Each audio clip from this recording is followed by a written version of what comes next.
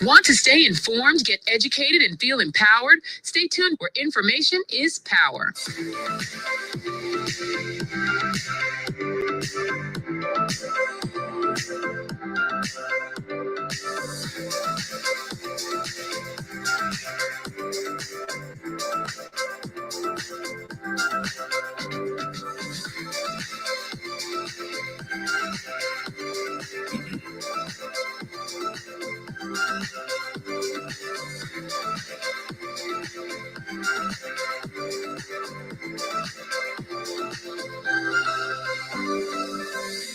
Frederick has got it all. Inspiration, motivation, great advice, and biting opinion pieces as only Eddie Frederick can deliver. Eddie Frederick has got it all. This has been Edification, made possible by the efforts of the Center for Democracy and Good Governance, CDGG. The Center for Democracy and Good Governance is a sound organization established to promote and strengthen democracy.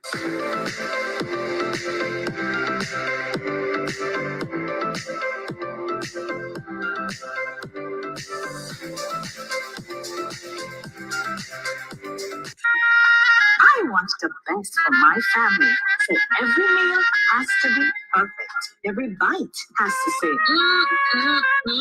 There's no doubt in my mind that the best in frozen meats and vegetables has to come from the Country Cold Store. Hams, turkeys, sausages, beef, pork, chicken. I just know my family is in safe hands.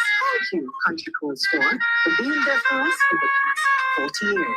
There are some interesting specials available at Country Cold Store's Mini Mart while stocks last. Take advantage of these specials as they assist you to stretch your limited funds. The Country Cold Store, providing the best in frozen meats and vegetables since 1969.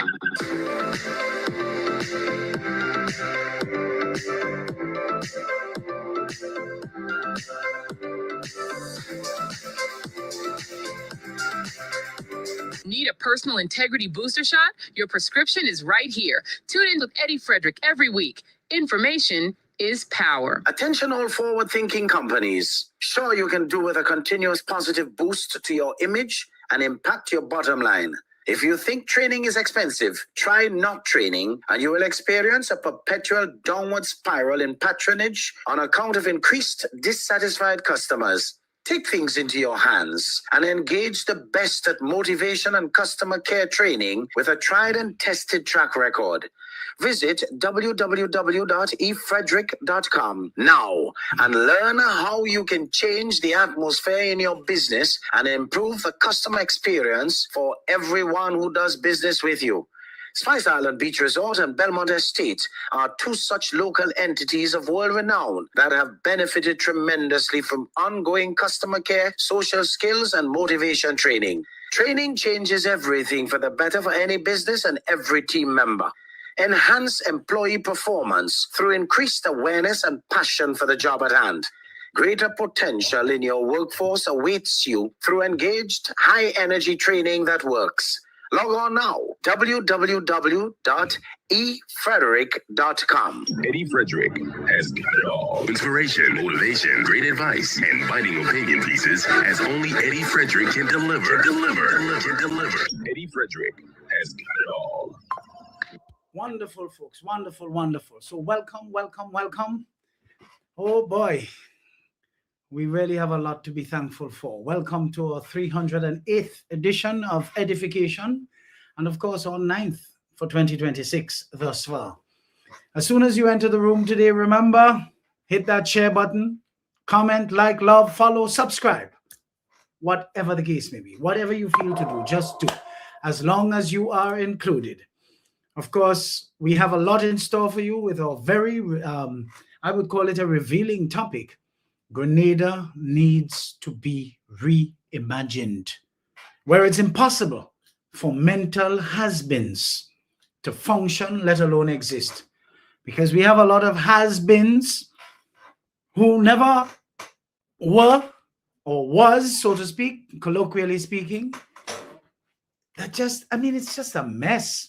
When you think of all the people who are presenting themselves, stepping forward, who just not able. and edging the people who are able out. It's really, really sad. So no sticking today, as we have loads of tracks to cover, so to speak. So here's a lively, frank, compelling approach to our discussion here today around the subject: Grenada needs to be reimagined, where it is impossible for mental has-beens to function, let alone exist.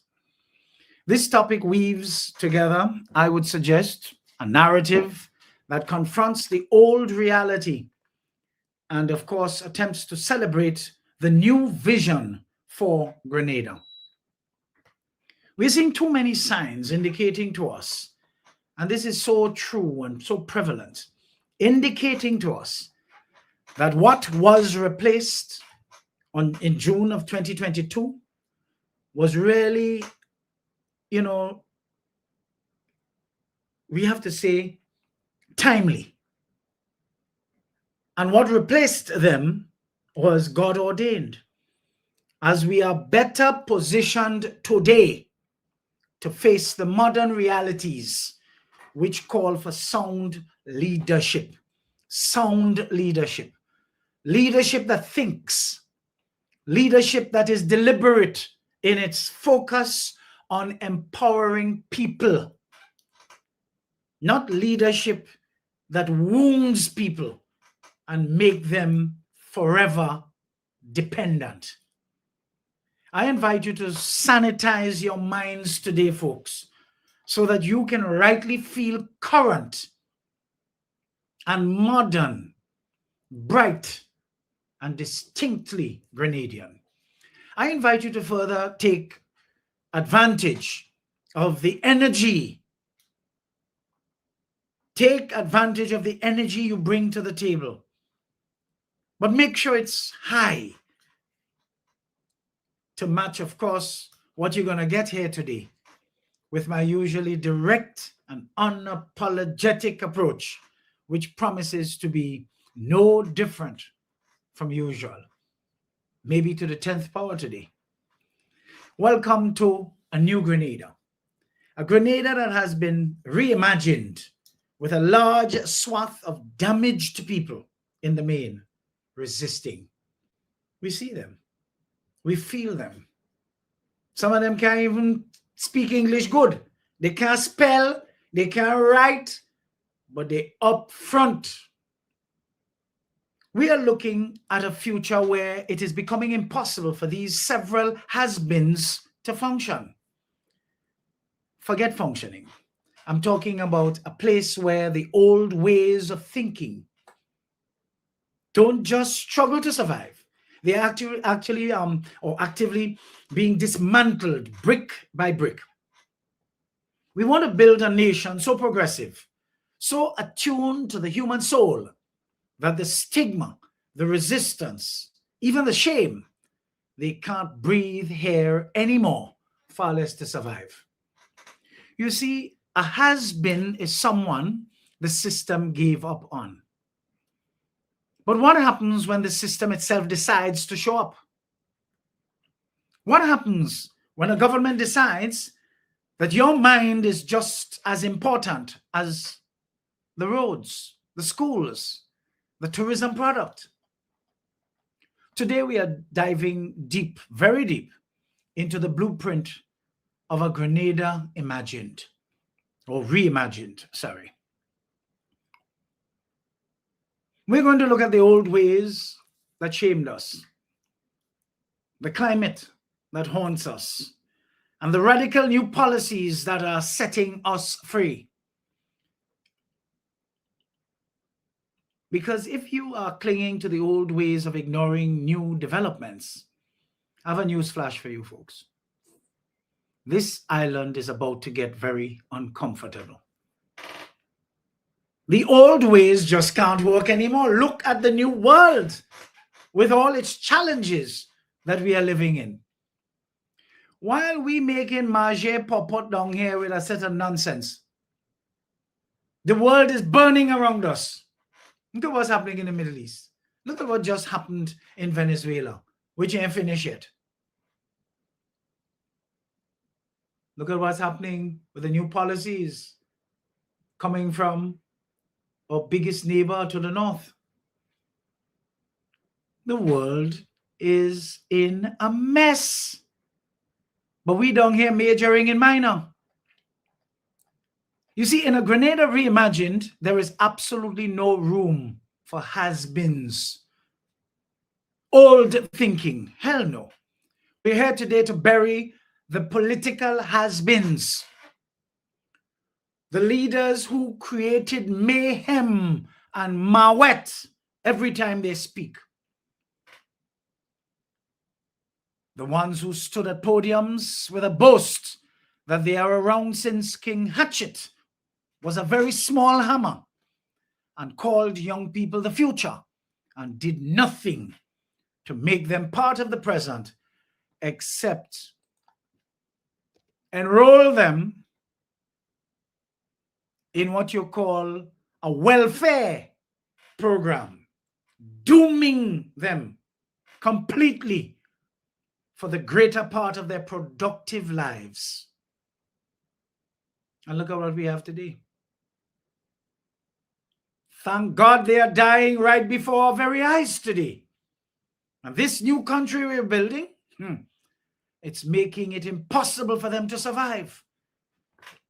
You realize the impossibility for them to survive is causing them to exert extra energy to show you how much lolly they have developed since they were thrown in the gutter, in the drain where they belong. So if you're anyone who thinks we can pray away trauma and ignore the wreckage, this new Grenada has already left you behind. I am sure about that. But you see, there's a storm. And it's not just a metaphoric storm. Let us use July 2024 Hurricane Beryl as an example. The earliest Category 5 in history, carved through Carriacou and Petit Martinique. 98% destruction. You see the many meetings that these so-called leaders would have had in the past. Change did not come from any of them. That's all talk, nonsense. But in the aftermath of the passage of Beryl, something unprecedented happened. Our Prime Minister, Deacon Mitchell, stood up and didn't ask for just water and food. He asked for psychological support. Isn't that new to these parts? But why? Because he's an educated man with a broad scope who understands the need to prioritize this kind of support. You see, he's not just material driven.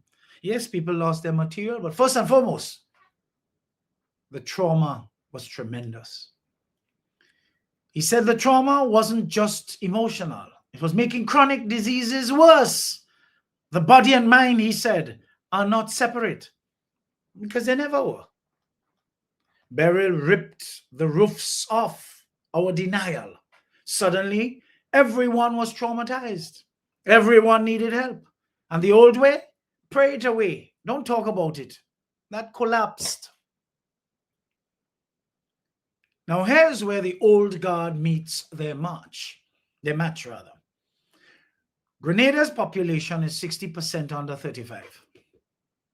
That's not a statistic. That's a power shift. You see, one way of looking at it, we could say that Grenada is doomed. That's a negative way.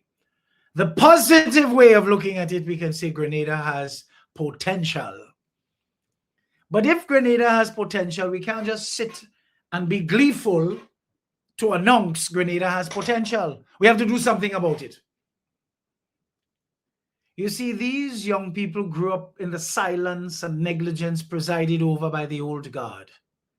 They watched their parents hide pain, beat children, pray away problems.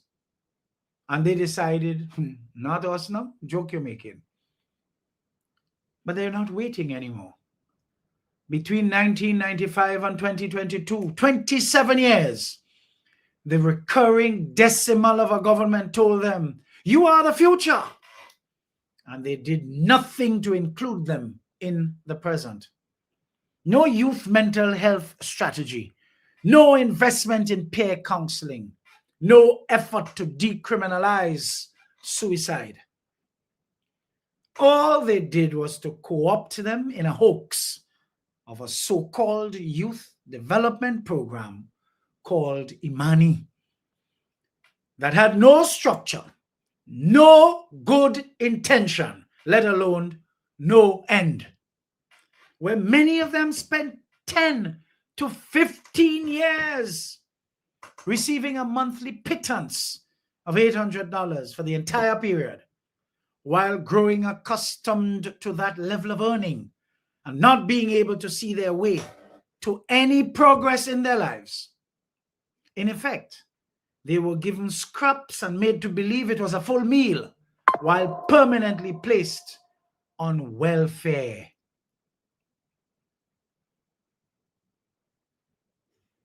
Isn't that something? Placed on welfare, or better put, on the party in power's vote farm to keep voting them in office. But they are given better chances today and are trained because this Deacon Mitchell-led administration believes in empowering youths. Under the old administration, after many of them rather, were educated, they waved goodbye as they left for Canada, the UK, the US, because we built nothing here to hold them. We called it brain drain, when in truth and in fact, the last administration was expelling our progressive young people. Now we ask, why don't they trust us, the older generations? Because the 27 years, we held the door to the future open and never let them walk through. The young people aren't waiting for permission anymore.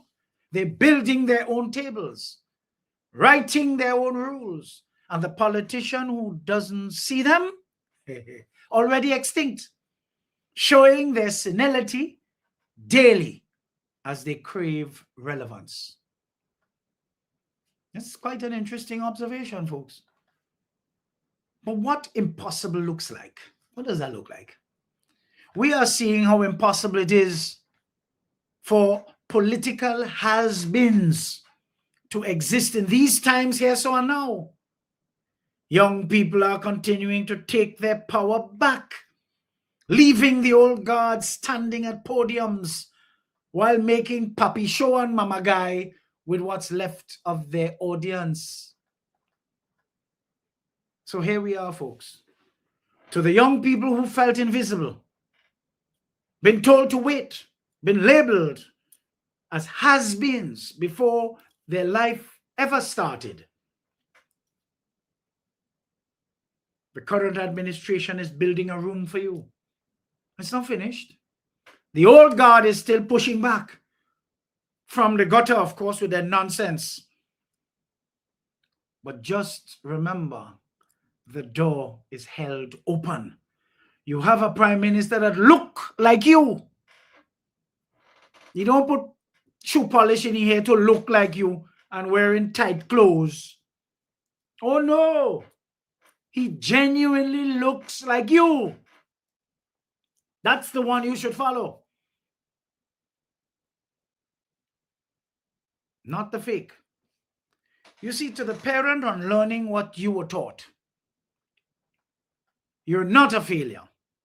Every conversation, instead of a slap, builds this new country. To the politician who actually wants to help, step aside or step to hell up. Give young people the meaningful help they need, not photo ops. Or do the hard work that won't pay off until you're gone. But to everyone else, this isn't a spectator sport. Reimagining Grenada happens at dinner tables. in clinics, in voting booths, every single day. Get registered, folks. Ready yourselves to continue to vote for a brighter future, devoid of Papi Show and Mama Guy. Some of you too young to be conscious enough to remember lies being spewed at you daily. On the eve of one of the elections, I believe it was 2018 election, we have oil and gas. People with sense knew that that was a lie. But a lot of people drink it. They're waiting for the oil and gas up to now. And that's just one of the lies. Just lie, lie, lie. Look, people get so accustomed to this national address with flag behind, fraud in front. Fraud in front. Looking like the slave that thief the master's clothes, because jacket and tie and formal everything, and flag behind. And a bundle of nonsense spewed from the mouth. Nonsense, nonsense, nonsense. But this new dispensation don't believe in national addresses. Because national addresses did nothing for this nation except tie up among your head. And tie up your head with stupidness. Make as if nonsense.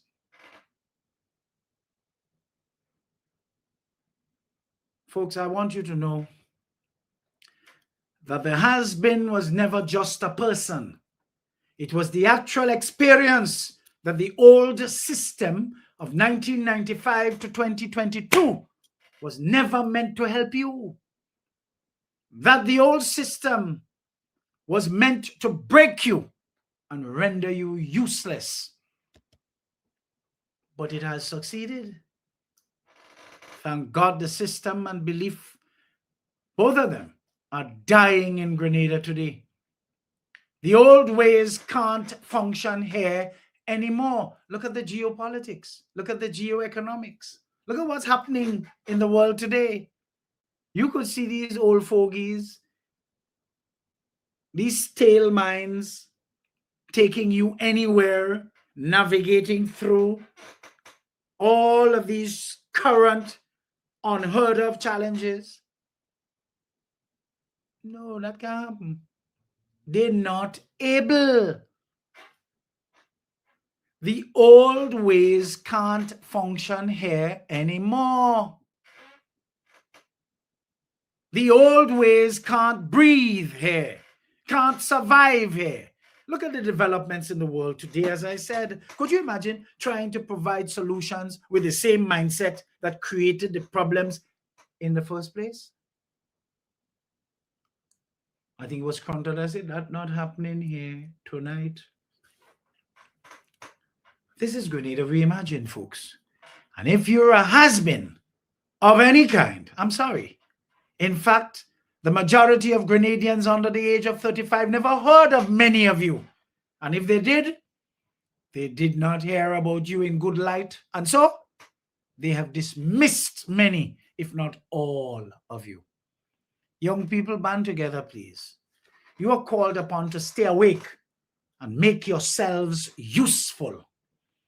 Take care of yourselves. Take care of each other. If you're struggling, you're not alone. Help is here. Just focus on the help you need. Stay your mind on it until you have the energy and will to move towards it and make it happen. You do not sit back and complain about the cost of living, which you can do something about by switching, eating local through becoming more productive in your backyard, but complaining about the cost of sardine, mackerel, and other imported items over which we have absolutely no control because of freight, insurance, and duties. If you want to be a leader in this reimagined Grenada, you have to take the initiative to influence people to do the right things that would bring them genuine relief rather than talking around the issue on the surface just to bash your opponents. Grenada needs to be reimagined, where it is impossible for mental has-beens to function, let alone exist. Let's take a little break, folks, and we'll come right back with a lot more from whence this came. A little break.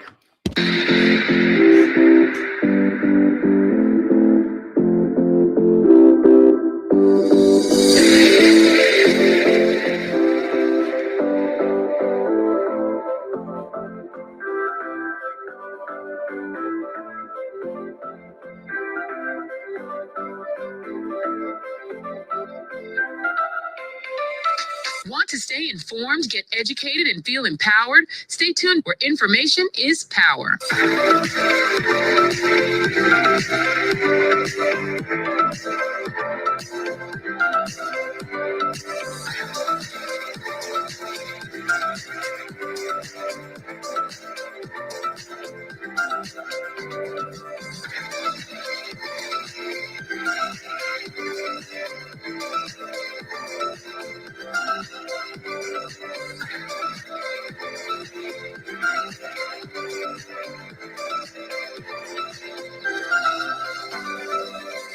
Eddie Frederick has got it all. Inspiration, motivation, great advice, and biting opinion pieces as only Eddie Frederick can deliver. Deliver.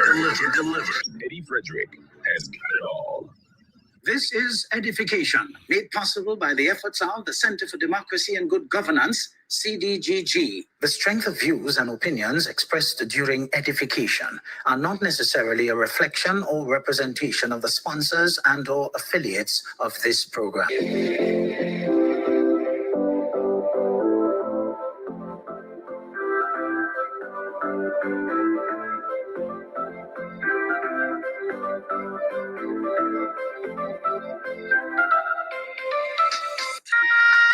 I want the best for my family, so every meal has to be perfect. Every bite has to say, There's no doubt in my mind that the best in frozen meats and vegetables has to come from the Country Cold Store. Hams, turkeys, sausages, beef, pork, chicken. I just know my family is in safe hands. Thank you, Country Cold Store, for being there for us for the past 40 years. There are some interesting specials available at Country Cold Store's Mini Mart while stocks last. Take advantage of these specials as they assist you to stretch your limited funds. The Country Cold Store, providing the best in frozen meats and vegetables since 1969.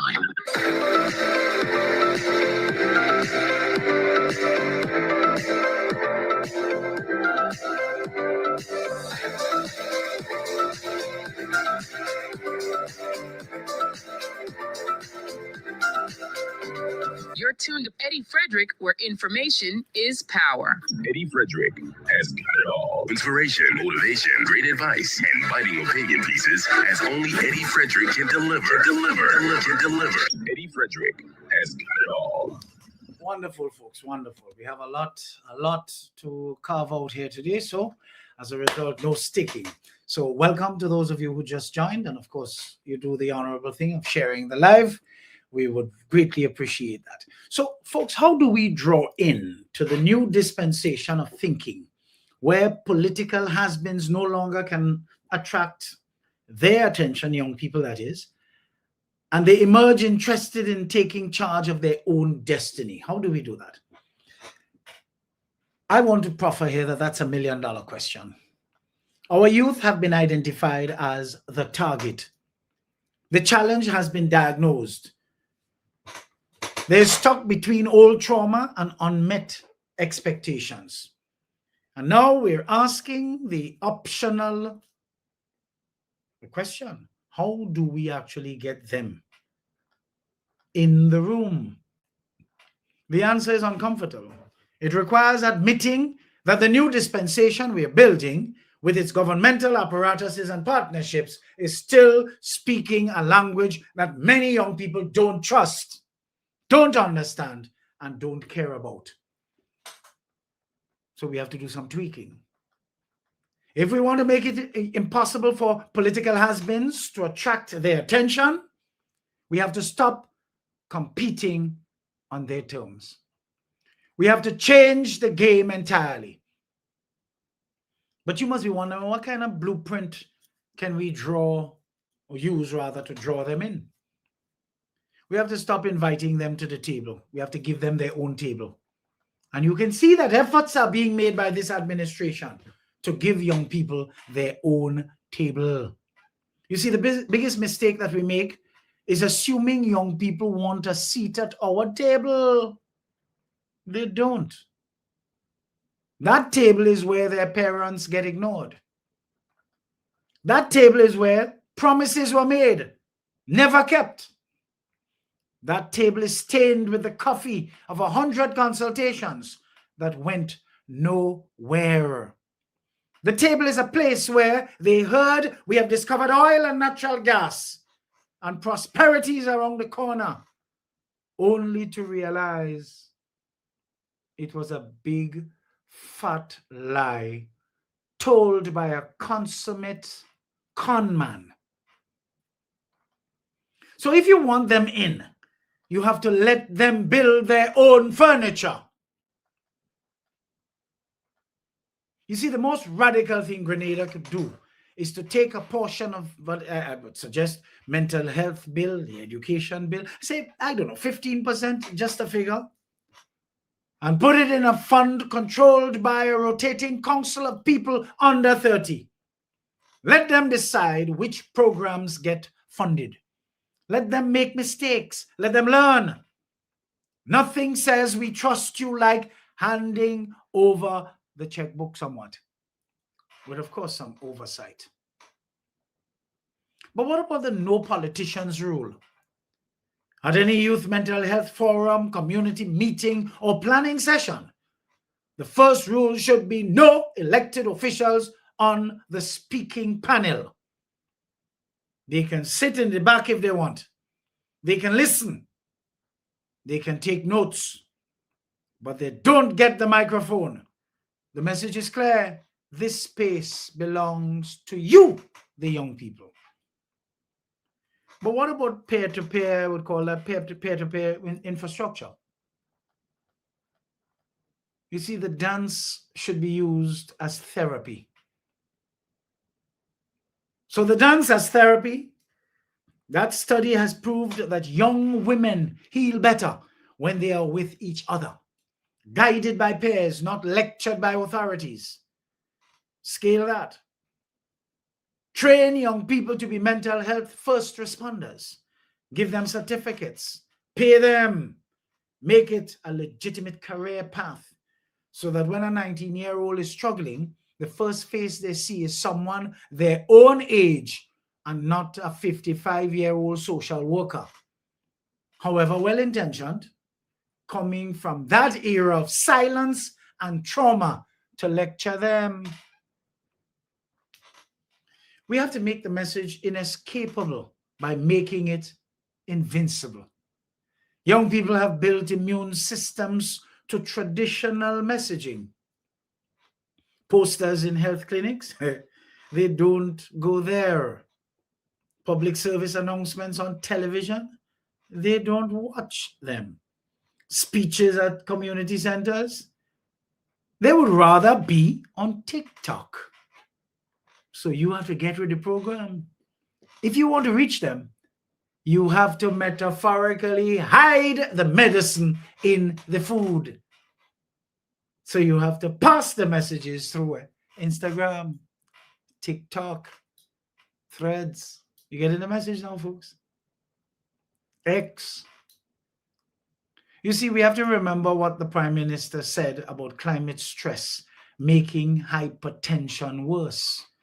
And when we say the Prime Minister, I don't want you to mistake who I'm talking about. Prime Minister Deacon Mitchell, the decent Mitchell. So we want you to flip that.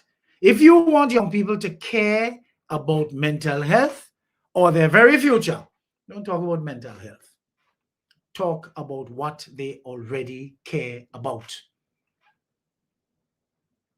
So how do you strengthen them? You strengthen them through music. Sponsor recording studios where the only requirement to use the free studio time is a 30-minute conversation with a peer counselor. The music gets made, the message gets absorbed. What about sports? Mandate that every youth football league, every cricket clinic, every netball tournament has what is called a mental timeout. Not a lecture, just a 10-minute huddle where a trained peer asks, how are we really doing? Make it as normal as drinking water at halftime. But what about fashion and carnival? Partner with young designers for a mind over matter carnival band. The costume ought to be stunning. The theme is mental liberation. The message travels through the streets on thousands of bodies without a single pamphlet being handed out. The political has-beens stand at a podium and give a speech. The new dispensation shows up in the art, in the music, the sport, and the culture. And so seamlessly that young people don't even realize they're being reached. They just realize they feel seen and they are feeling the shift. But we have to give them something to dismantle, folks. Here's a psychological truth. People are more motivated by what they are against than what they are for, at least in the beginning. The old political class thrived on what? Loyalty. Vote for me because my father voted for his father. That doesn't work anymore. Because you have a lot of children now who are not following what their parents following. This old NNP nonsense. A lot of them. You see, that doesn't work anymore. This thing about vote for me because my father voted for his father. Oh no. But you know what works? A common enemy. So what do we have to do? Help the young people name the villain. Don't just talk about the new Grenada. Talk about the old one. Name the laws that criminalize things that should not have been criminalized. Name the politicians who ignored mental health, who ignored honesty, who left integrity home and went to work without it. Name those who you know have been corrupt to the bone. Name the cultural leaders who protected abusers. Give young people a clear target for their anger, rather than letting them just have a wheelbarrow full of anger walking around and distributing to everybody. No, let them get the right targets. You see, challenge youth groups to lead the charge on decriminalizing things that need to be decriminalized. Give them the research, the talking points, the media training, and let them go to the parliament. Let them be the ones holding the placards. Let them be the ones quoted in the news. When that law finally changes, it won't be the government's victory. It will be theirs. And they will never go back to being passive observers of their own destiny because they are getting traction. But one little suggestion that could work too is something related to truth and reconciliation, folks. Consider a truth commission where young people can testify about their experiences with that old system led by that old geezer who kept them down for most of their lives, most of their productive lives. Let them talk about the teacher who shamed them, the parent who beat them, the church that cast them out. Not to punish individuals, but to publicly bury the old ways. Because ritual matters. Ceremony matters.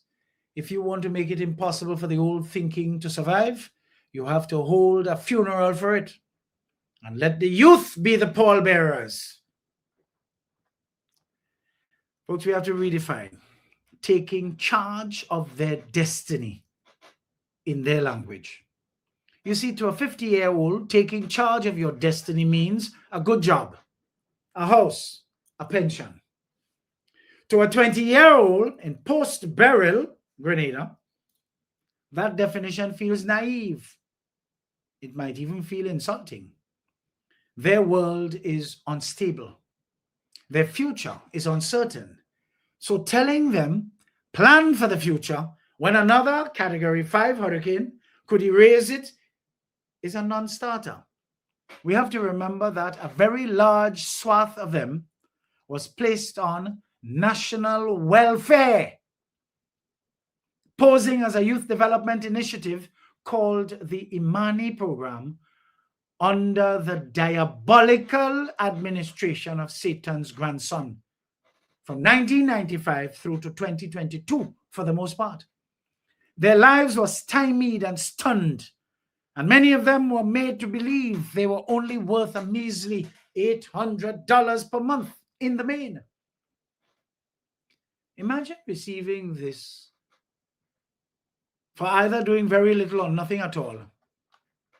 You know, they actually became entitled with little or no effort.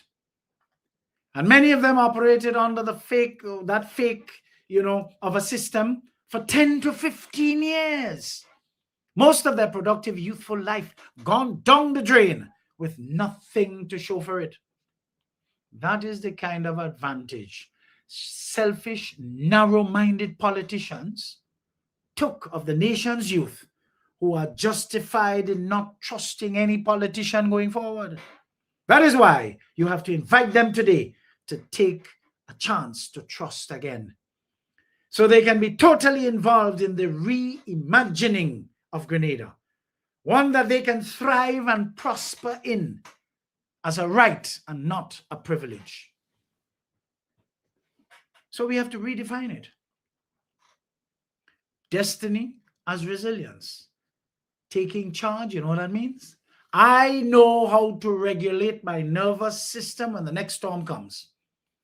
It means I have a community of peers who will check on me when the anxiety hits. It means I have the skills to rebuild not just my house, but my mind. So whether it is Hurricane Beryl or Hurricane NNP, they stand a chance of recuperating well, picking up the pieces and moving again. But what about destiny as a choice? For young people, interestingly, folks, taking charge means having the choice to stay or go. If the only path to success is leaving, that's not a choice. That is exile. The new dispensation must make staying a viable, honorable, fulfilling option. That means jobs, yes, but also meaning. It means creating a Grenada so mentally healthy, so creatively alive, that young people want to be part of building it, even if it's hard. Remember, the chance of migration has reduced drastically with a change of immigration policy just about everywhere, starting with our big neighbor to the north, the United States. But what about destiny as healing? The most radical act of taking charge for many young people will be breaking the cycle in their own families. It will be the first person to say, I love you, but I will not continue this pattern. That is not a political act in the old sense, but it is the most revolutionary thing they can do. The new dispensation must celebrate that as the highest form of citizenship. You see, as I always would say, folks, the truth is every one of us was born to be that one member of our family, to break that cycle of poverty. But we have to make political has-beens irrelevant by becoming and being unignorably useful. You see, the old politicians survived on conmanship. Need a job? See me. Need a permit? See me. Need help with government or government department? Hey, you're deaf? See me. But you see, the new dispensation makes them irrelevant by removing the need for the gate. The old dispensation does not want the gate to be removed at all. And that is precisely why they are anxious to return to put back up the gate again so they can regain their relevance in the old scheme of things. Digital access, folks. If a young person can access mental health resources, apply for youth programs, register for training, and connect with peer support, all from a government app, who needs to go to a constituency office to bare their soul? Who needs to kiss the ring? But while we're talking about that, if at all you have any financial support mechanism to help people who really could do with it to strengthen themselves before they can walk again, government may want to consider direct cash transfers. Pilot a program where young people in high-stress situations, post-hurricane, unemployment, caregiving, receive direct, unconditional cash transfers via mobile money. No middleman, no politician standing at the handing over ceremony with a giant check and cameras flashing for everybody to see your business. Just dignity and agency transferred straight to your phone. What about information as power? Create a publicly accessible real-time dashboard showing where mental health services are available, which programs have funding, what the wait times are. The old system thrived on opacity, opaqueness that is. The new system must be made of glass. When young people can see the machine, they can fix it, they can use it, or they can build a better one alongside it. But what's the bottom line of all of this? Folks, you don't draw young people in by building a better mousetrap. Hell no. You draw them in by handing them the blueprints, the materials, the tools, and getting out of their way. The modus operandi of the various generations would continue to be rebellious if the older systems persist in remaining and doing things the same old way or ways. They will continue to be non-compliant, and the future of our nation could look even more bleak than it already is proving to be. The political has-beens demand loyalty, offer favors and empty promises, but deliver nothing. The new dispensation must offer agency, transparency, and a chance to build something that feels like their own. When a young person realizes that the government is not a distant, broken machine, but a platform for their own ideas and energy, they don't just show up, they take over. And that is the only way the mental and political has-beens truly become extinct. Folks, I told you, Grenada needs to be reimagined, where it is impossible for mental has-beens to function, let alone exist. Let's take a little break and we'll come right back with some more fire, so to speak.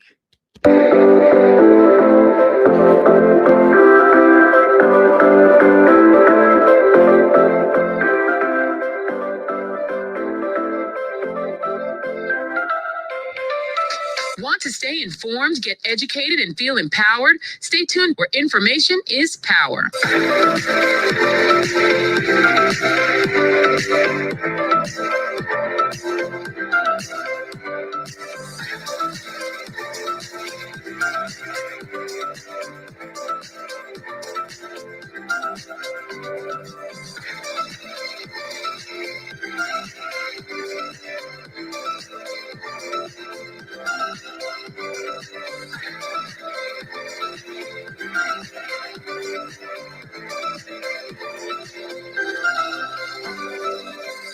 Eddie Frederick has got it all. Inspiration, motivation, great advice, and biting opinion pieces as only Eddie Frederick can deliver.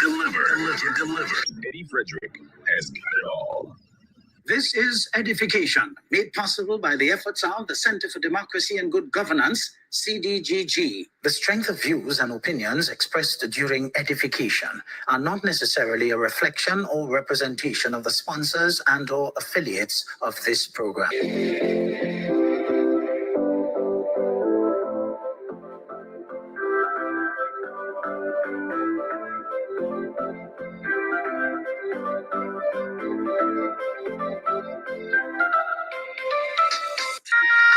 I want the best for my family, so every meal has to be perfect. Every bite has to say,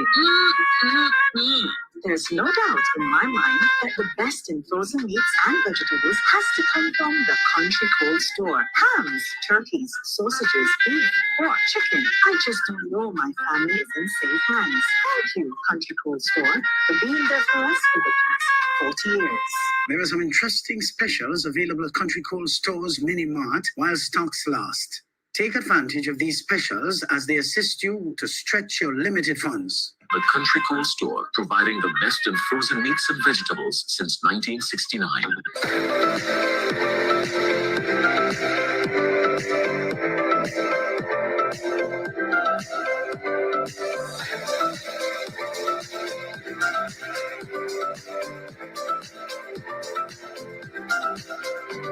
You're tuned to Eddie Frederick, where information is power. Eddie Frederick has got it all. Inspiration, motivation, great advice, and biting opinion pieces as only Eddie Frederick can deliver. Deliver. Eddie Frederick has got it all. Wonderful, folks. Well, I know we going up. Folks, those of you just joining, welcome. Do the honorable thing, hit that share button, and let's get some more people in the room. I always say it really doesn't matter how many people are in the room as long as I'm not speaking to myself. Apart from that, of course, you know, Facebook and the platforms that I use have archival sort of facilities. So people can always listen or view at their leisure. But this is the time here and now, and we're doing what we have to do. I'll tell you something. There's some people who have become so brazen. I must have posted something recently. So sisters and brothers. Because, oh Lord, folks, I didn't mean that. Sorry about that. That's not for today. Or rather, not for now. Anyhow, so I must have posted something. You saw a sort of, what should I say? The regularity with which I've been promoting the decent Mitchell. I want it to be encrypted in people's minds and their brains that Deacon Mitchell is the man of the moment, the leader of the moment, the leader that Grenada needs right now. And I make no bones about it. Somebody comes under the particular post and will tell me, speak for myself. Tell me something, wasn't I speaking for myself? That's my page. So those are my views. Folks, some people are retarded, you know. How could you come under somebody's page and tell them speak for themselves? I don't know. I don't know how to respond to that. I don't know how to respond to that. But I found it very, very fascinating. Well, you know, that person got jettisoned. Go somewhere else, because that person is what you call fast, fresh, forward, and frontish. Out of place. You don't go under somebody's page to tell them whatever they post there, they must speak for themselves. Well, who are they speaking for? Folks, I have access to a lot of people's pages. I have respect for people's views. So what do? I scroll past. I move on. And interestingly, no sooner than I have moved on, I kind of forget what I saw. So I saw and I unsee. And I move on. So I alone don't know how to do that? That is sad. It's really, really sad. Folks, I've been asked this question, a real one, a painful one. And I'm going to read it exactly as it was given to me. How are they expected, young people that is, to be the future when no serious and structured effort has been made to genuinely make them part of the present, especially between 1995 and 2022, for the most part? That's a very interesting question. So let that sit for a moment. How? Because that question is not rhetorical. It is an indictment. It is a gravestone of 27 years of political negligence. 1995 to 2022 for the most part. Think about that span. That was in the main one government, multiple retweaked manifestos laced with promises and declarations, and nothing of substance delivered. Multiple elections where young people were trotted out as props, used for their energy, their voices, their votes, and then discarded like old sucked out plum seeds. Folks, if you are under 35 today, you have lived your entire conscious life in that window. You were born into it. You were educated, miseducated in it. You entered the vote farm, which was passed off as a workforce in it. All this time, you were dumped in the quadrant of welfare. And for 27 years, you heard the same refrain. You are the future, you are the future, you are the future. And you know what you were thinking? Even if you didn't say it out loud? When exactly does the future start? Well, I have news for you. Your real future started on 23rd June 2022, when someone who looked like you and still looked like you was elected to government as Prime Minister of this nation. The present had already passed you by over and over again prior to his election. You see, the lost decades, 1995 to 2022, let's be honest about what those years were. They were not years of serious and structured effort for youth. They were years of tokenism. A youth parliament here, a youth ambassador there, photo opportunities with ministers here or there, a seat at the table that was really just a temporary stool around the corner. Look at how outdated their thoughts are. And they still crave relevance in these times, yes or no, where the geopolitics is totally different and their capacity to think and respond responsibly just cannot measure up. What about benign neglect? The assumption that young people would figure it out. That resilience was enough. That if you just gave them a cricket bat and a smartphone, they'd be fine. What about the export economy of talent? We trained them, we educated them, and then we waved goodbye at the airport as they boarded planes to Canada, the UK, and the United States, because we had built nothing here that could hold them here. We became a people farm for other people's economies. The silence before burial, folks. You see, before 2024, before the hurricane ripped off the roof of both our buildings and our consciousness, how many times did you hear a politician give a major speech about youth mental health? Never. About the specific anxieties of a generation staring at climate collapse, about the psychological toll of being young, black, and broke in a tourism economy that hardly sees you. You didn't hear it because they weren't conscious enough to say it. And now we have the audacity to turn around and ask, why aren't the youth engaged? Why don't they trust us? Why won't they take charge of their destiny? Because, folks, for 27 years, the idiots held the door open to the future and never let them step through. But what about the participation lie? Let's call out a specific lie that was sold during those decades, the lie of participation. Young people were told that if they showed up, if they volunteered, if they joined the youth arm of the political party, if they sat through the consultations, if they filled out the surveys, that their input would matter.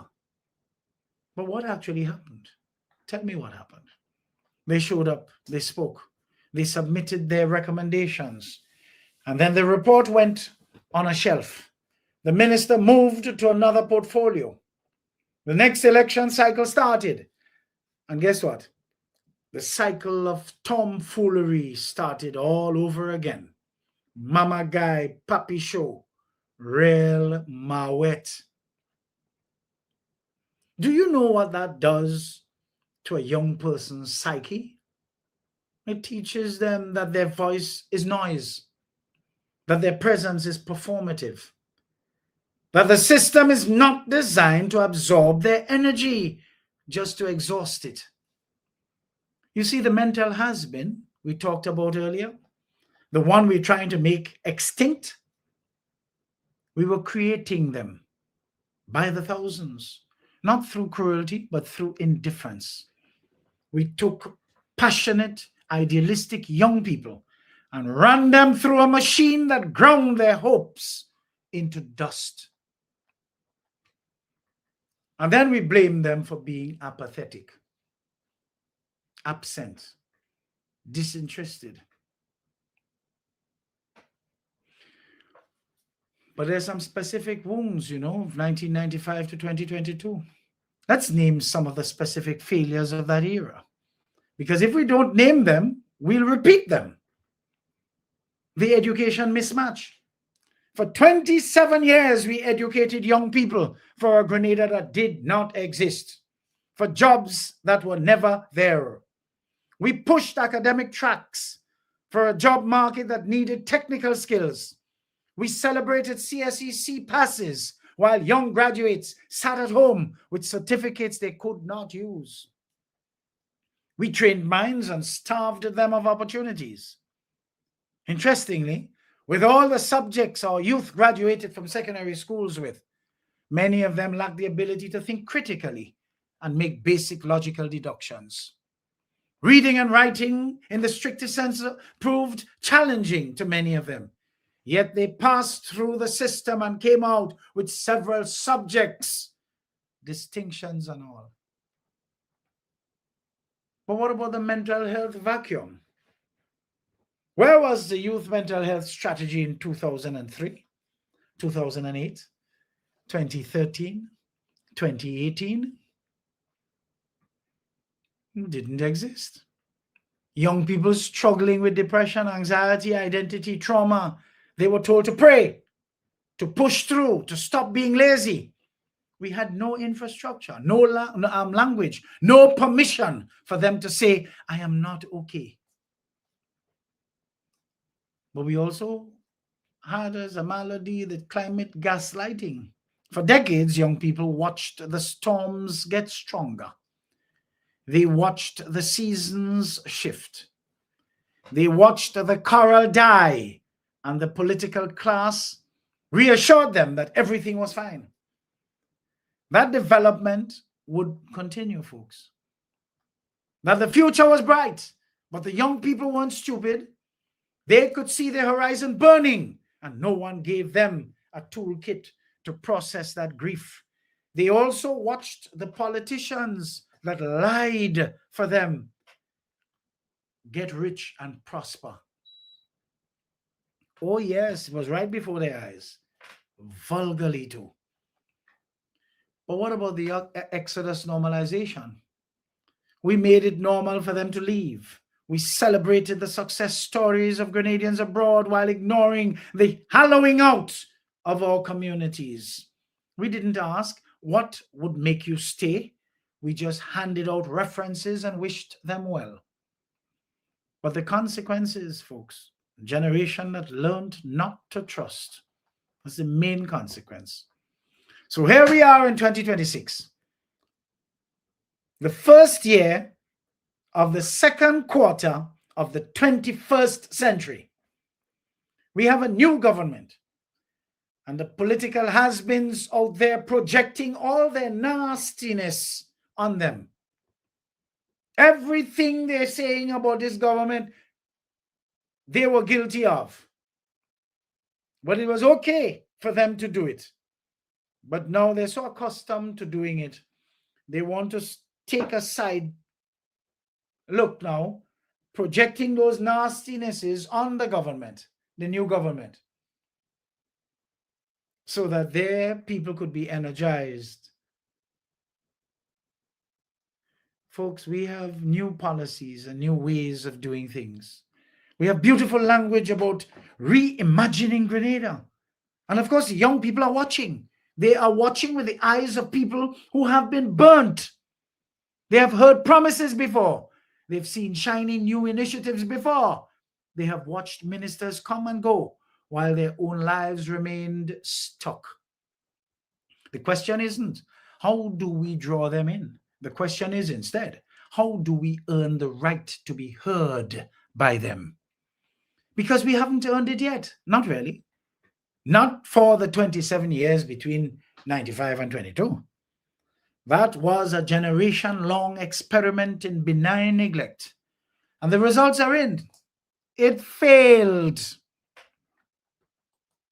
And to see these same people fencing around the political arena with nothing new to offer, but more of the same, and lots more gutter talk, it is very annoying. Folks, the only way forward is structural reparations. If we want to make it right, if we genuinely want to make it impossible for the old thinking to survive, we have to do more than invite young people to the table. Thank God this new Deacon Mitchell administration has started to dismantle the table that they were never allowed to sit at, while inviting them to help design and build a new one from scratch. One based on empowerment and self-belief. Here's what that looks like, folks. A formal apology and acknowledgement. Not a soundbite. Not a paragraph in a speech. A formal, recorded public acknowledgement from the leadership of this country that between 1995 and 2022, the state failed its young people. The state did not build the infrastructure young people deserved. The state left them to navigate trauma, climate collapse, and economic precarity, leading them to a life of destitution alone. Young people need to hear that we know we failed them. Because until we say it, they will assume many mature adults are still lying. What about retrospective justice? What about the young people who have failed during these years? The ones who are now 35, 40, and 45. Many of whom spent their youth on the vote farm of the National Nasty Party and end up in a vacuum today. Do we just leave them behind? Oh no! A Reimagined Grenada must consider how to heal those who aged out of youth without ever being exposed to real opportunities. This could mean free mental health services for anyone who was between the ages of 15 and 30 during that period. Education and skills vouchers for those who were pushed out of the system. A truth-telling process where mid-career adults can finally speak about what they endured. Structural power, not symbolic seats, folks. You see, young people don't need more youth advisory councils. They need youth veto power on legislation that directly affects them. mandatory youth representation on every government board and statutory body with voting rights equal to adults. A youth impact statement required from each new policy. The way we do environmental impact assessments. You see, before the law passes, someone has to answer, how will this affect people under 35? But the hardest ask, patience from the wounded. This is the part we don't talk about. We're asking a generation that was failed for 27 years to trust us adults again, to show up again, to risk being disappointed again. What we need to tell them is, although the group who dealt that blow to you for 27 years are in the race, they are not to be trusted, and they do not know how to do anything differently. Continue to invest in the new dispensation, as they have the blueprint which you are invited to be integral to. Most of the people in the new dispensation look like you. They don't try to disguise to look like you. This is a massive ask. And we have to be honest, folks. Some of them won't. Some of them can't. The wound is too deep. The skepticism is too hardened. And we have to respect that. We have to build a new Grenada that is open and inviting. But we cannot force anyone to walk through the door. We can only make the door so wide, so welcoming, so transparent, that eventually the weight of their own hope will kindle trust that will pull them in. So how are they expected to be the future when they are never genuinely part of the present? They aren't. Not automatically, not magically, not because we finally noticed them in 2026. If the young people of Grenada become the leaders, the healers, the builders that we need them to be, it will not be because of what we did for them. It will be because of what they did despite us. It will be because of what they did in spite of us. You see, our job, those of us adults in leadership, in the media, in positions of influence, we need to get out of their way. Hand them the tools we should have handed them decades ago, and to accept that we may not get the credit. You see, the future doesn't start when we're ready to give it. The future starts when they're ready to take it. And after 27 years of waiting, who could blame them for taking it by force? Force of will, force of organization, force of vision, rather than asking nicely one more time. Folks, that's the truth. It's uncomfortable. It's inconvenient. But if we're going to reimagine Grenada, we have to start with reimagining our relationship with the truth. Grenada needs to be reimagined indeed, where it's impossible for mental has-beens to function, let alone exist. Let's take a quick little break and we'll come back with our final segment.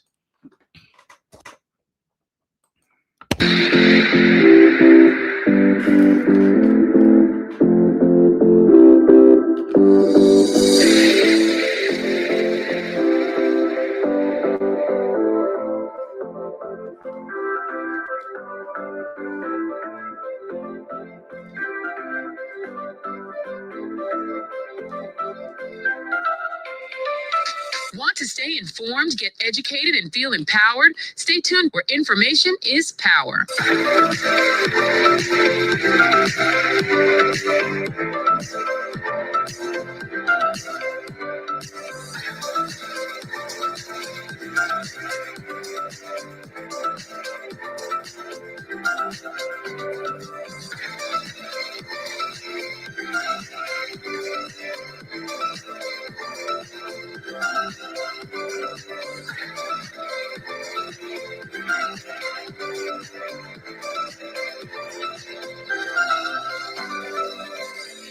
Frederick has got it all. Inspiration, motivation, great advice, and biting opinion pieces as only Eddie Frederick can deliver.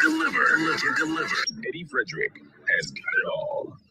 This is EDDIE-FICATION, made possible by the efforts of the Center for Democracy and Good Governance, CDGG. The strength of views and opinions expressed during EDDIE-FICATION are not necessarily a reflection or representation of the sponsors and/or affiliates of this program.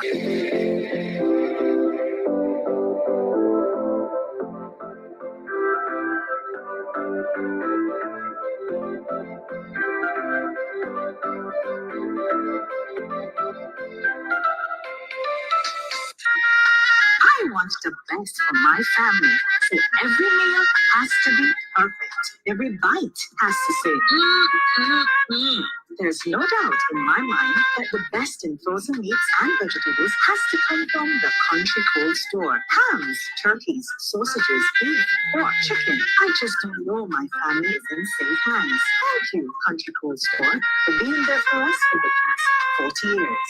There are some interesting specials available at Country Cold Store's Mini Mart while stocks last. Take advantage of these specials as they assist you to stretch your limited funds. The Country Cold Store, providing the best in frozen meats and vegetables since 1969.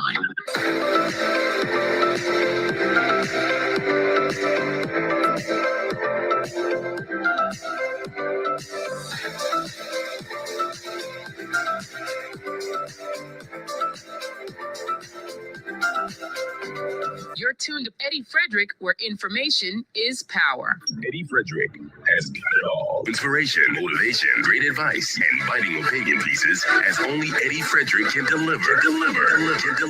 Eddie Frederick has got it all. Oh, yes, folks. Yes. So let me see what we have queued up here. Yes, we do have something queued up here. So we will wait for this. Wonderful. So, welcome back. Can a political concoction made up of has-beens help us Grenadians achieve self-reliance in this hostile geopolitical space?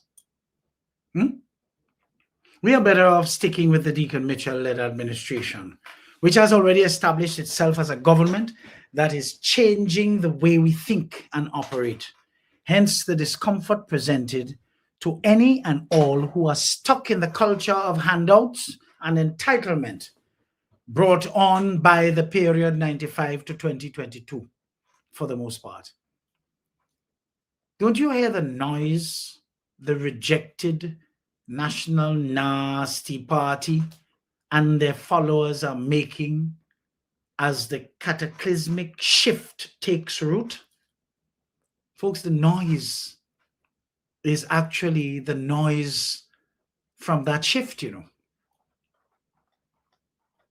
Look at the many job opportunities in the construction sector on offer right now in Grenada. And yet we have to import labor because of the refusal of our people to take up those jobs. Look at the poor work ethic and dismal work culture, where even unions are seen encouraging nonsense as they seek their own relevance for their own survival at a time deep into the 21st century, where they ought to have been rendered totally obsolete in the first place.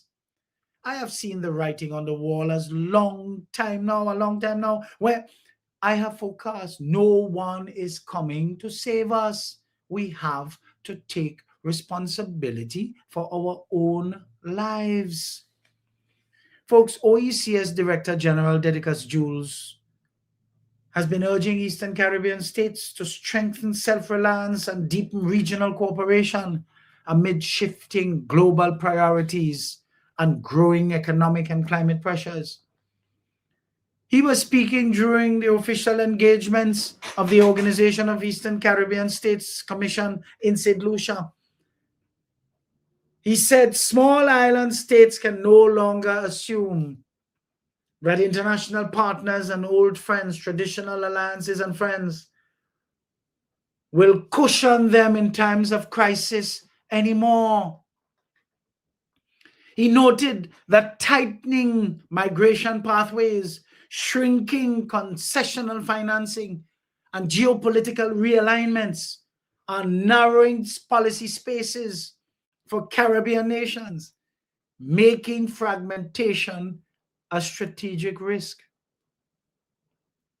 Jules went on to emphasize, that self-reliance does not mean isolation. Instead, he pointed to shared regional systems, including economic coordination, climate resilience, digital infrastructure, and collective representation as essential tools for strengthening sovereignty and bargaining power. His remarks echo the recent call by Professor Justin Robinson, whose article, "No One is Coming to Save Us," urges Caribbean nations to confront global realities and design systems that ensure long-term resilience.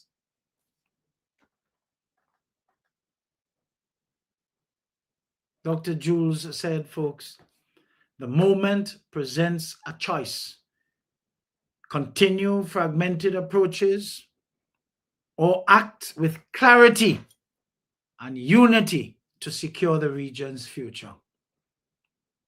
So can you imagine these times right here, when leaders in our political sphere should be calling on our people to become self-reliant? We have a no-traction opposition leader using a sampling of imported processed food to comment on the cost of living, which we have no control, absolutely no control over. Instead of sounding the alarm to our people as a policy coming from her camp on the need to eat what we grow and grow what we eat, take up fishing and backyard gardening and farming to eat healthy and directly combat the high cost of imported foods. That has got to be proof of how out of timing these people are in these current times of serious challenge, where the writing is bold on the wall that no one is coming to save us and that we must save ourselves. Folks, go and do the research to see where remittances from the US have reached. It has decreased drastically to recipient families, relatives, and friends. It's true that more Grenadians abroad are shoring up their future by building, renovating, and even expanding houses here in Grenada. And so finances to take care of these large expenditures continue to move ahead of any squeeze by the metropolis, whose intention it is to make it more difficult for monies to leave their states. Folks, if we have leaders who truly love and care about us, they would bring these realities to our attention, as against using veiled nonsense in an attempt to score cheap points.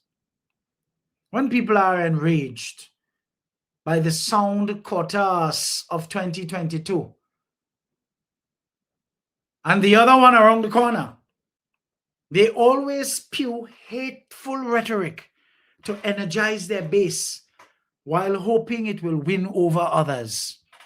But I learned a long time now, folks, that severe opposition is often an indication of significant progress.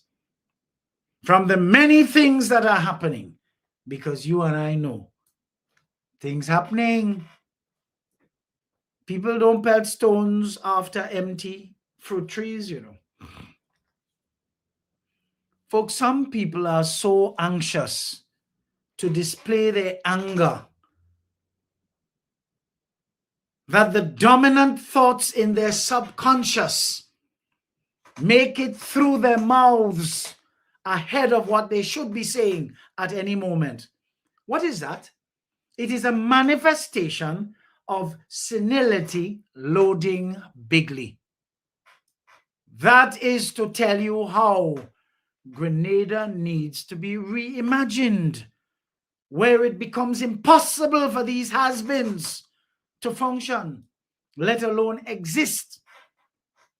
I predict, because they cannot stop Satan's grandson from appearing on platforms of his party, more will come, as the image they wish to portray to the public is make-believe, and the apparent slips of the mouth confidently spewed by the owner of the party are indications of how he and the old guard really feel indeed about the mess he has turned the party into going forward. You want to hear something? You know I like stupidness. Listen to this. So sisters and brothers, you know what you have. They used to say that you know what you have in government, you know what you have in the NMP, and you don't know why you will get when you go and vote. If you vote, don't vote for the new national party. So sisters and brothers, you know what you have. They used to say that you know what you have in government, you know what you have in the NMP, and you don't know why you will get when you go and vote. If you vote, don't vote for the new national party. Folks, that's all that requires, yes, as a response.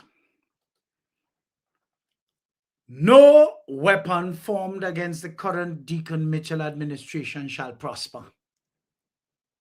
The world we currently live in shows us how out of timing the leadership of the National Nasty Party is, and totally unsuitable to these times of geopolitics and geoeconomics. All they want to do is to get their hands on the national treasury all over again, to make manger popot and bury us all together finally, because they have no imagination. That's why we need to reimagine Grenada. Folks, I'm happy to conclude today's program with a letter I received recently from an ex-Imani who thanks the Deacon Mitchell administration, thanks to the Deacon Mitchell administration, is happily permanently employed on the basis of merit since coming to office. Dear Mr. Frederick, I am writing this letter with a heavy heart but a clear mind. I am, and of course I will withhold the person's name. And I'm a young woman from the parish of St. Andrew. For a very long time, I was one of your harshest critics. And for that, I need to begin by offering you a sincere and humble apology.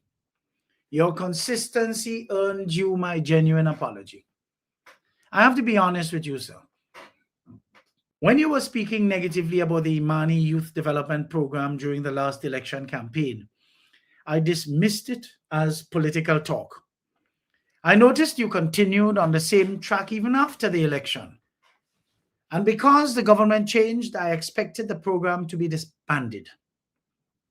I actively disliked what you were saying because at that time, I thought the program was perfectly fine as it was. What do I mean by that? I am one who hardly reported to job training in whatever location they assigned me to. Yet for all, I received my monthly kakada. First time I see it spelled like that, but anyhow. There was absolutely no consequence. And so I fell deeper and deeper in love with my NNP party for giving me that opportunity to at least receive a monthly amount, which helped me to get by. You see, I was enrolled in Imani when I was 22 years old.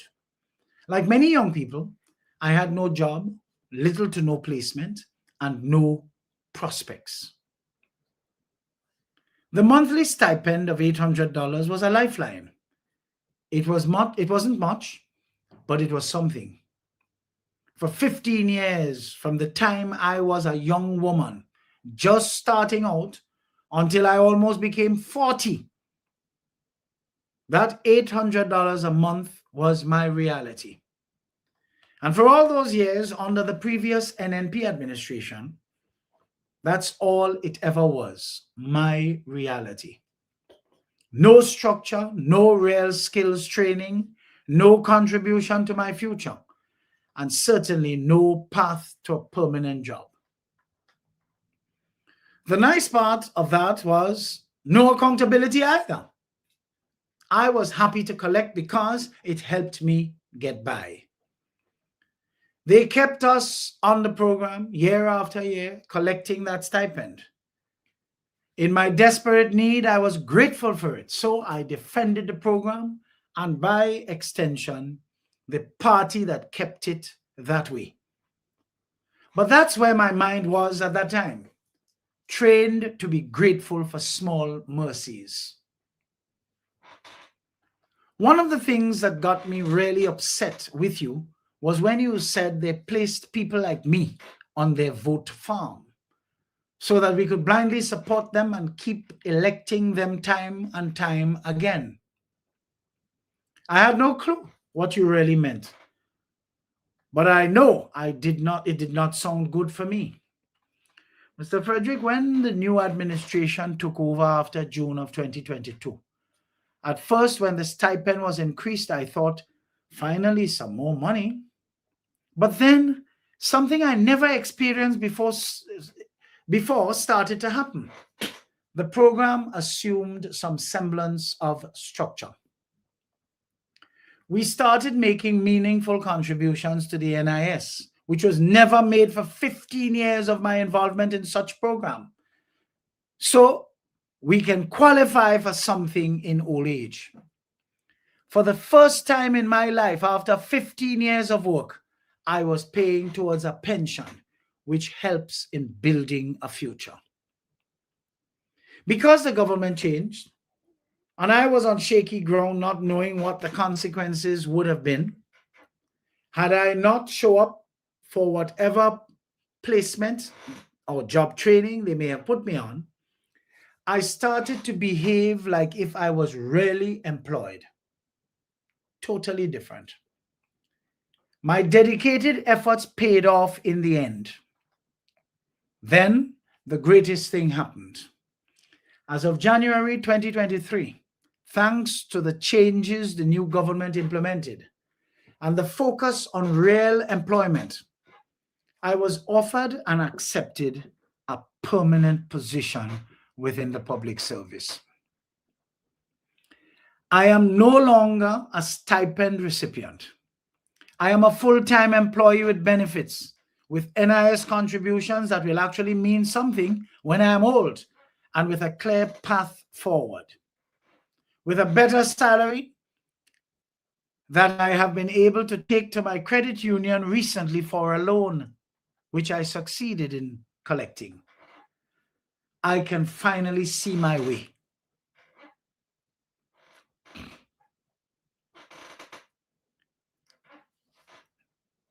Mr. Frederick, I am writing to you today to express my deepest gratitude to the new administration.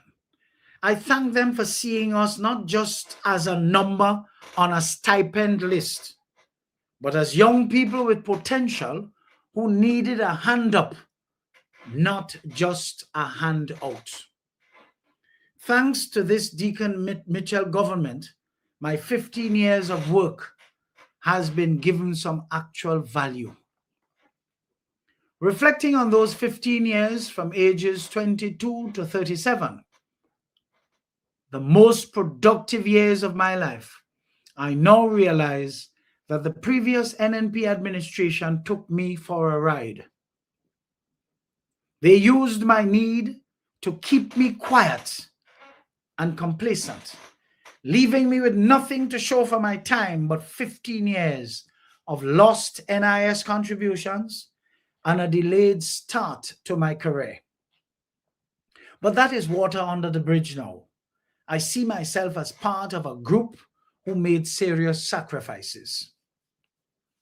Although not consciously and willingly, to show other youths to follow what they must not do and tolerate from anyone in politics. I now see that their version of the program was a dead-end road designed to keep us dependent on them for pittance, not to set us free. I want to apologize to you too for not listening to you more attentively, because now that I am in a different frame of mind, I can see what you are saying. Now I understand the anger you feel or felt, which influenced your consistency of showing us how wrong the system was back then. I am glad to be one who ended up seeing the light. I want you to know that my eyes are wide open now. I will never ever support the NNP party again. When I think of how long they kept me in the dark, and I willingly remained there, drinking bush for their fever, and ended up with nothing to show for my blind loyalty to them. They had 15 years to do right by me and thousands like me, and they chose to take advantage of us for their own personal gain.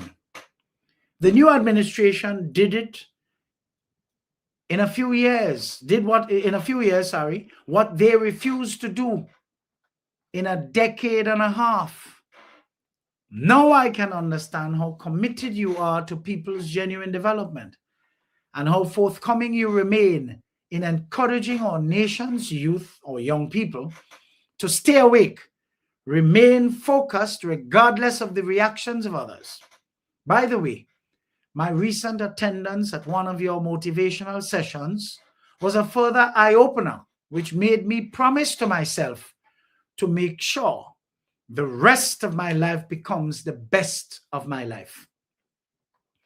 Thank you for the fearless role you play in opening the eyes of our people. Trust me, sir, the sentiments expressed here are felt by many of us young people who were taken for a ride for the best time of our lives, and we are not willing to return. Mr. Frederick, I am just one of many converts begging your forgiveness for the way I felt about your frankness in my former state of ignorance. I really feel good about myself today, thanks to the shift in my mentality. You really impact people more than you know. Sincerely, of course, name withheld. What can I say in response to this other than just humbly express my heartfelt appreciation?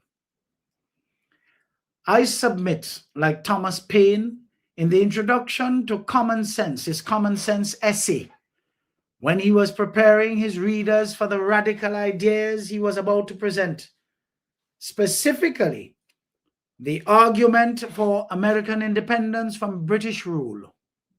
He acknowledged that his readers might initially resist his message because they had grown accustomed to the existing system. So Thomas Paine wrote, "A long habit of not thinking a thing wrong gives it a superficial appearance of being right and raises at first a formidable outcry in defense of custom. But the tumult soon subsides. Time makes more converts than reason." Folks, I rest my case. Grenada needs to be reimagined, where it's impossible for has-beens to function, let alone exist. I am in, I'm out, I'm gone. I want to thank you for joining. Continue to share. See you next week at the same time, same place, for more extraordinary programming. Until then, stay safe, stay well, remain vigilant, and stay lifted. Stay focused too, if you will. I just realized that next week I may not be able to run a live on Sunday. So I will give you notification during the week as to if at all we will do one next week or if we will just forego next week. And if at all we do one next week, which day it will be. So folks, you can find me on Facebook, Instagram, LinkedIn, Twitter, or YouTube. Just type in my name, Edward or Eddie Frederick. Subscribe, like, and share. And of course, be prepared to receive your mental multivitamins as directly as I deliver them to you. So until next time, stay curious, stay frank, and for goodness sake, remember, set your boundaries. Cheers. Have a wonderful week. Remember, whatever you do, do it for Grenada so that you'll have a wonderful place in which to live. We have to prepare ourselves because the world is changing.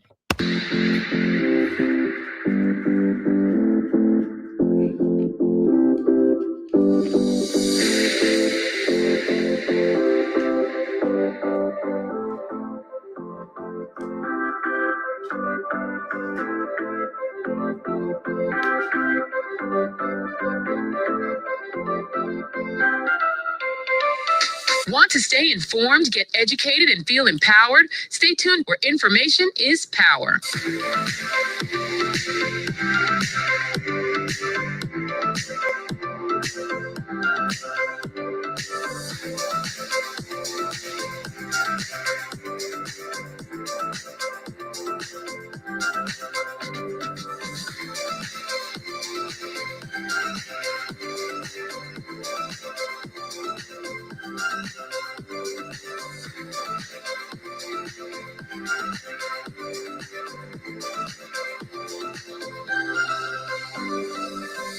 Eddie Frederick has got it all. Inspiration, motivation, great advice, and biting opinion pieces as only Eddie Frederick can deliver. Deliver. Eddie Frederick has got it all. This has been Edification, made possible by the efforts of the Center for Democracy and Good Governance, CDGG. The Center for Democracy and Good Governance is a sound organization established to promote and strengthen democracy.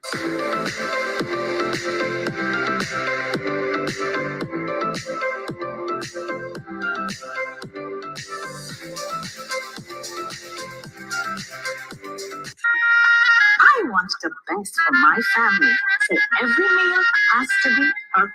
Every bite has to say, There's no doubt in my mind that the best in frozen meats and vegetables has to come from the Country Cold Store.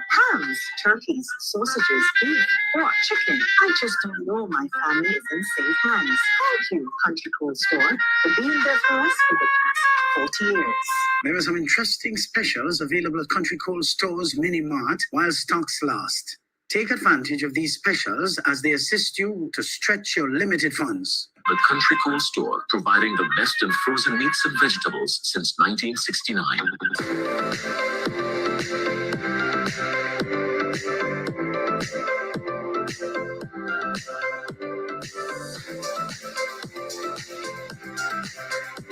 Need a personal integrity booster shot? Your prescription is right here. Tune in with Eddie Frederick every week.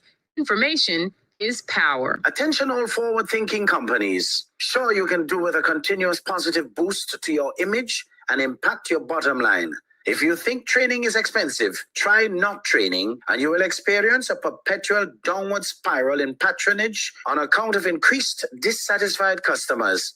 Take things into your hands and engage the best at motivation and customer care training with a tried and tested track record.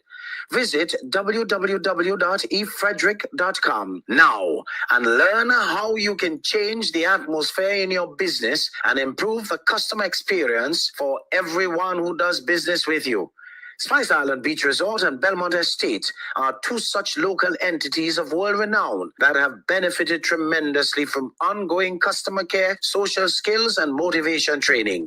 Training changes everything for the better for any business and every team member. Enhance employee performance through increased awareness and passion for the job at hand. Greater potential in your workforce awaits you through engaged, high-energy training that works. Log on now, www.efrederick.com. Eddie Frederick has got it all. Inspiration, motivation, great advice, and biting opinion pieces as only Eddie Frederick can deliver. Deliver. Eddie Frederick has got it all.